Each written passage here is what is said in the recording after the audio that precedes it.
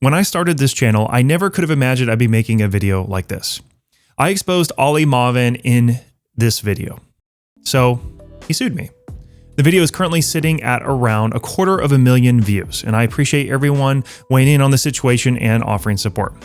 And I had this brief moment where I sort of felt bad for the guy. Sure, Ali is allegedly scamming people, according to my video, but he's still a human being.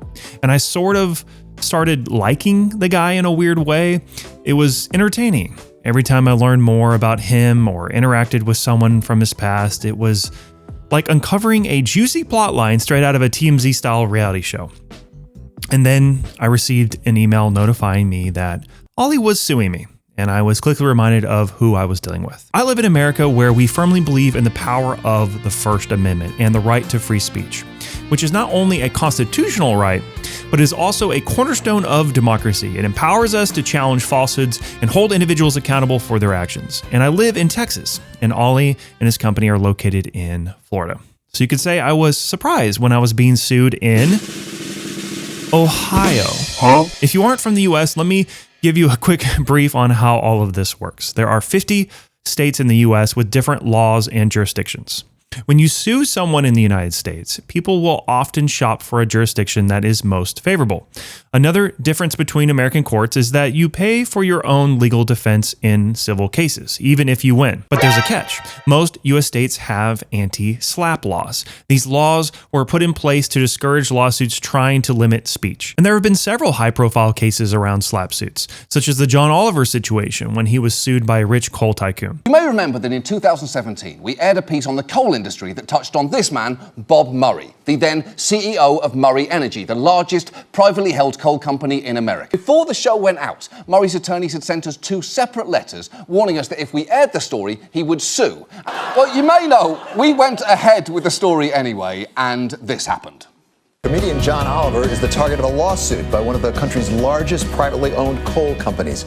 Oliver strongly criticized Murray Energy Corporation and CEO Robert Murray. What was the point of him putting us through all of this in the first place? Well, I would argue it's because winning the case was never really his goal. And that brings us to the larger issue that we're going to talk about tonight, SLAPP suits. SLAPP is an acronym that stands for Strategic Lawsuit Against Public Participation. These are frivolous suits with no legal merit, specifically designed to stifle public debate or dissent. And these happen all the time. And guess which state doesn't have anti-SLAPP laws? Ohio. Surprise, surprise.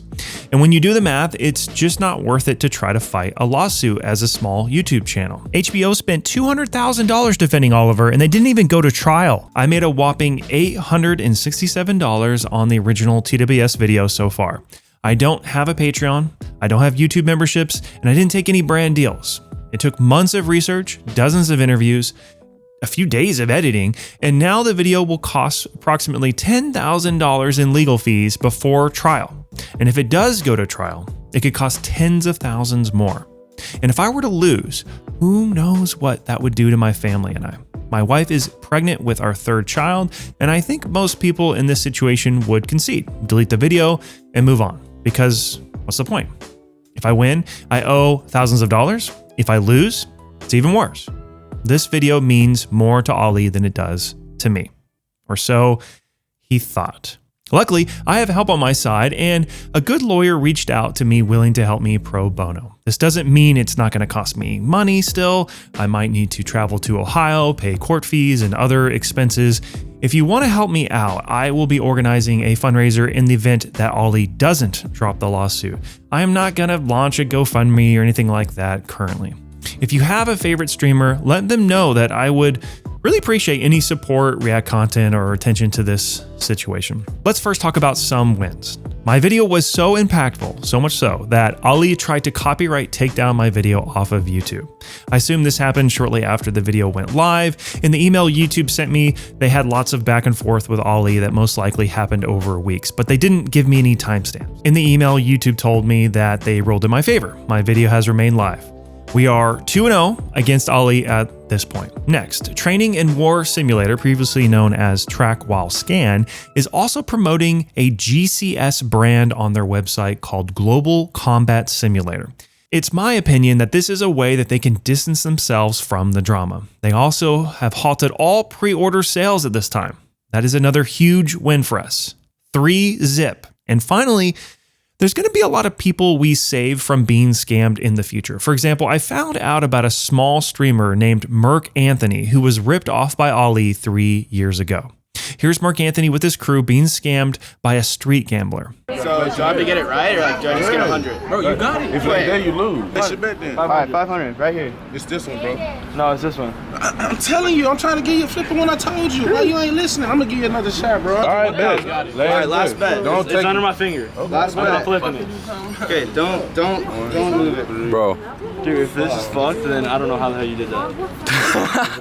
Don't turn it, don't. When I tell you lose, don't bet this shit if you don't want to, bro. Let him turn it. Let me help you out. Pick this one you want to win, bro. No, trust. No, trust. I told him, Bro. Bro, you're I told him, bro. You're fucked. You could say he's a prime target for scammers. He's young, impressionable, and isn't very discerning. And some of you might say that people like this need to learn hard lessons, but that's absurd. Merk Anthony was only 16 or 17 years old when he met Ali. Now the first content creator and or streamer to come out with sneakers, so obviously big moves. The truth is, it's not 100% their fault. Scammers, not the victims, should be held accountable. Merk Anthony was approached by Ali and was hyped up about an exciting shoe deal. It is 4 a.m. Take off my shoes? No, don't take off your shoes, buddy. Floor. All right, come on, let's go to the freaking setup. Wait, let's back that up. Do we know who this is? All right, we are literally live right now, vlogging with the CEO of Sharebird, freaking co-founder of Sharebird right here. So this is Ali Mahvan. This is before Terasynth when he was running his failed company, Sharebird. And he's still wearing that cringy Do What You Love t-shirt. Oh, show the vlog the box, buddy. Vlog here. Oh, buddy. Yeah. Bro. What? This is so fire. This is so beyond fire. Bro, I need to make an Instagram story.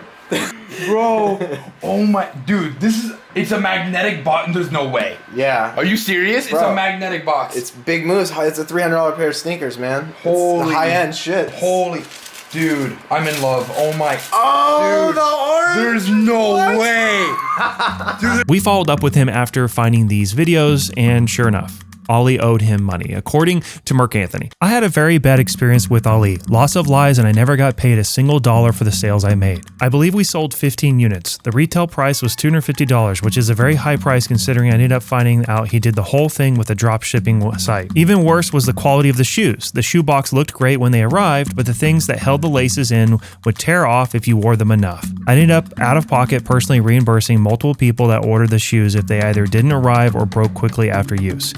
When all this happened, I was 16 or 17 and was very naive and thought I could trust this guy. He took my money and disappeared off the face of the earth, LOL. The whole situation was talked about in Discord publicly, so we can assume Ali was aware that I knew about his dealings with Merk Anthony. And after 3 years, Merk Anthony was reimbursed the money from Ali. That's a fucking win, boys. 4-0, baby. You see, in Ali's brain, he couldn't imagine that I would fight this lawsuit because it doesn't make sense to him. He can't understand the concept of putting other people above himself. And he's dealing with a former firefighter. I used to run into people's burning houses for less than what I was making, like working a retail job at like a home improvement store. As a journalist, I don't want to be part of the story, but Ali has necessarily made me a part of the story by trying to sue me into silence. You don't scare me, Ali. I just want to thank everyone for stopping by and helping me fight this lawsuit. I want to keep making videos, and more importantly, I want to believe that when someone does the right thing, people will be there to back them up. I'll see you in the next video, and I appreciate your support.